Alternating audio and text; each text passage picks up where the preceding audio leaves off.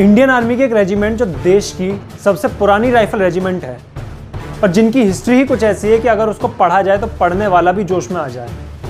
नाम है राजपूताना राइफल्स। तो आखिर क्या है राजपूताना राइफल्स की हिस्ट्री और क्यों इसको इतना खास माना जाता है, उसी के बारे में बात करेंगे। तो चलिए वीडियो को शुरू करते हैं। जहाँ जहाँ गए जहाँ में छाप वहीं छोड़ दी, मिसाल सारी वीरता की राज रिप ने तोड़ दी। राजा रामचंद्र की जय ध्वनि गुंजा रहे, शत्रु को चटा के धूल थर थरा कपा रहे। राज रिप के वृक्ष की ये पलटने ये ढाल है, पत्र पुष्प वीर हम सजाते विजय माल है। राज रिप के वीर हम, राज रिप के वीर हम, काल के विकाल है। कूदते हैं युद्ध में तो करते भूमि लाल है। राज रिप के वीर हम। तो जब बात राजपूताना राइफल्स की कर ही रहे हैं तो सबसे पहले जान लेते हैं कि नाम कहां से आया। तो बेसिकली यह नाम आया भारत के नॉर्थ वेस्ट रीजन से, जिसको आज हम राजस्थान के नाम से जानते हैं। इसमें थोड़ा थोड़ा पार्ट गुजरात और मध्य प्रदेश का भी मिला हुआ था। राजपूती शासन की बात करें तो राजपूती शासन 7वीं सेंचुरी से उठना शुरू हुआ था।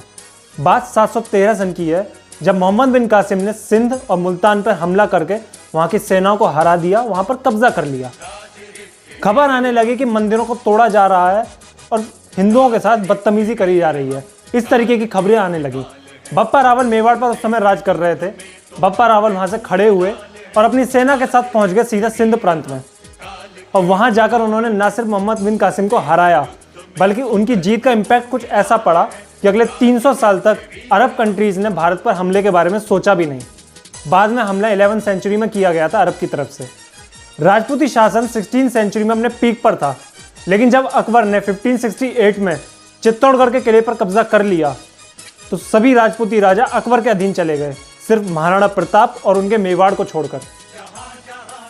मराठी शासन बाद में खड़ा होना शुरू हुआ और मुगल कमजोर होने शुरू हुए। जब मुगल कमजोर हुए तो अंग्रेज आ गए और अंग्रेज और राजपूतों के बीच में एक ट्रीटी साइन हुई 19वीं सेंचुरी में। उस ट्रीटी के अंडर यह कहा गया था कि राजपूत अपने प्रदेश में राज कर सकते हैं, लेकिन वो भी अंग्रेजों के अधीन ही आएंगे। तो बाद में राजस्थान को एक प्रिंसली स्टेट बना दिया गया और उसका नाम रखा गया राजपूताना।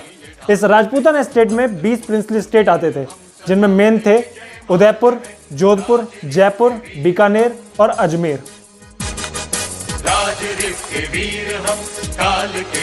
रेजिमेंट की बात करें तो इस रेजिमेंट को सबसे पहले 1735 में बनाया गया था ईस्ट इंडिया कंपनी की तरफ से, और इसका नाम रखा गया था 5th बॉम्बे सिपॉइज। इस रेजिमेंट को खासकर बनाया गया था फ्रेंच पावर से लड़ने के लिए। 1881 में इस रेजिमेंट का नाम बदलकर 4th regiment native infantry rifle corps रख दिया गया, और इस तरह यह भारत की पहली राइफल रेजिमेंट बन गई। इस रेजिमेंट का आखिरी बार नाम बदला गया 1921 में, और इसका नाम रखा गया 6th राजपूताना राइफल्स। आज इस रेजिमेंट में 23 बटालियन है। अब बात करते हैं कि आखिर इस रेजिमेंट को पहले से इतना पावरफुल क्यों माना जाता है और कौन सी बड़ी लड़ाई है जो इन्होंने लड़ी है। 1817 में बैटल ऑफ खड़की में मराठाओं के सामने इस रेजिमेंट की 4थी बटालियन गई थी और मराठाओं को हरा दिया। अब आपके मन में सवाल आ रहा होगा कि मराठाओं के सामने राजपूताना राइफल्स क्यों लड़ बैठे। तो इसका सीधा सा जवाब है कि इंडियंस के हाथों ही मरवा कर बाहर के लोगों ने यहाँ पर राज किया था। 1856 से 1857 तक चली ब्रिटिश वर्सेस पर्सियन की वॉर में भी इस रेजिमेंट की 3 बटालियन गई थी, और इस रेजिमेंट की दूसरी बटालियन के कैप्टन ऑगस्टस वुड को विक्टोरिया क्रॉस मिला, और यह रेजिमेंट पहली ऐसी इंडियन यूनिट बन गई जिसको विक्टोरिया क्रॉस मिला था। बाद में मेजर मोहम्मद शरीफ और मेजर पीर भट्ट को भी विक्टोरिया क्रॉस के लिए रिकमेंड किया गया था, लेकिन उस टाइम पर किसी भी इंडियन को विक्टोरिया क्रॉस नहीं मिलता था।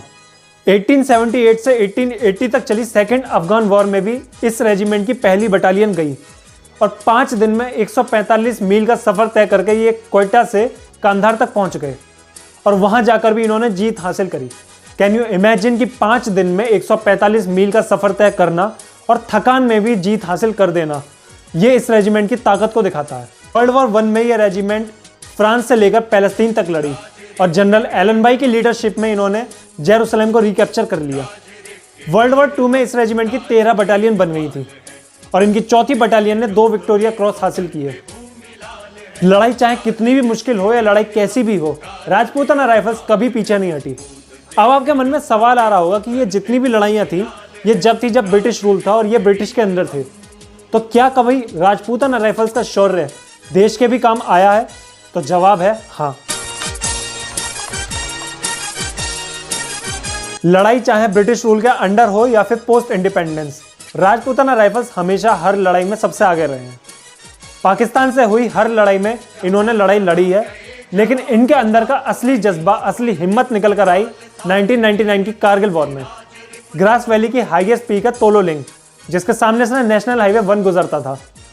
पाकिस्तानी आर्मी ऑलरेडी तोलो लिंक पर यानी कि पीक पर चढ़ चुकी थी और उनका टारगेट था नेशनल हाईवे 1 पर कब्जा करना। अगर नेशनल हाईवे 1 पर पाकिस्तान कब्जा कर लेता तो ग्रास वैली और कारगिल का सेक्टर भारत से कट जाता और पाकिस्तान उस लड़ाई को जीत जाता। अब इंडियन आर्मी के सामने चुनौती थी कि उनको तोलो लिंक पर चढ़कर पाकिस्तानी आर्मी को हराना है और इसके लिए उन्होंने चुना राजपूताना राइफल्स को। अब राजपूताना राइफल्स तोलो लिंक पर चढ़नी शुरू हुई, लेकिन एक प्रॉब्लम थी। पाकिस्तानी आर्मी ऑलरेडी पीक पर थी और उनको भारतीय सेना की मूवमेंट दिख रही थी और उन्होंने भारतीय सेना पर गोलियां चलाना शुरू कर दिया। लेकिन इस सब के बाद भी राजपूताना राइफल्स के सैनिक ऊपर चढ़े और तोलो लिंक पर जाकर उन्होंने पाकिस्तानी आर्मी को हरा दिया और नेशनल हाईवे 1 को बचा लिया। तोलो लिंक की लड़ाई कितनी खतरनाक थी इसका अंदाजा इसी बात से लगा सकते हैं कि पूरे कारगिल के वॉर में भारत के जितने सैनिक शहीद हुए उसके आधे सैनिक इसी तोलो लिंक की लड़ाई में शहीद हो गए थे। अब आप अंदाजा लगा सकते हैं कि ऊपर से गोलियां चल रही हैं, हर एक मूवमेंट पाकिस्तानी सैनिकों को दिख रही है, फिर भी राजपूताना राइफल्स के सैनिक ऊपर चढ़े और जाकर उनको हरा दिया। ये राजपूताना राइफल्स का जज्बा ही था कि उन्होंने पाकिस्तानी आर्मी के सबसे बड़े प्लान को, जो उन्होंने कारगिल को लेकर बनाया था, उसको नाकामयाब कर दिया। आंधी है, तूफान है, प्रचंड हम भूचाल है। इस रेजिमेंट को आज तक टोटल 450 अवार्ड्स मिले हैं, जिसमें 6 Victoria Cross, 2 military cross, 1 Param चक्र, 3 अशोक चक्र, 50 वीर चक्र और भी अवार्ड शामिल हैं।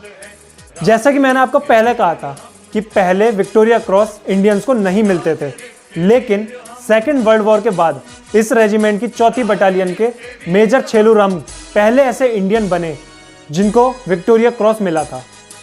उम्मीद करता हूं कि भारत की एक पावरफुल रेजिमेंट के बारे में आपको ये जानकारी पसंद आई होगी। अगर पसंद आई है तो इस वीडियो को लाइक करना, इस वीडियो को शेयर करना और चैनल को सब्सक्राइब करना और नीचे कमेंट बॉक्स में बताना कि आपको इस रेजिमेंट की जानकारी कैसी लगी। जय हिंद।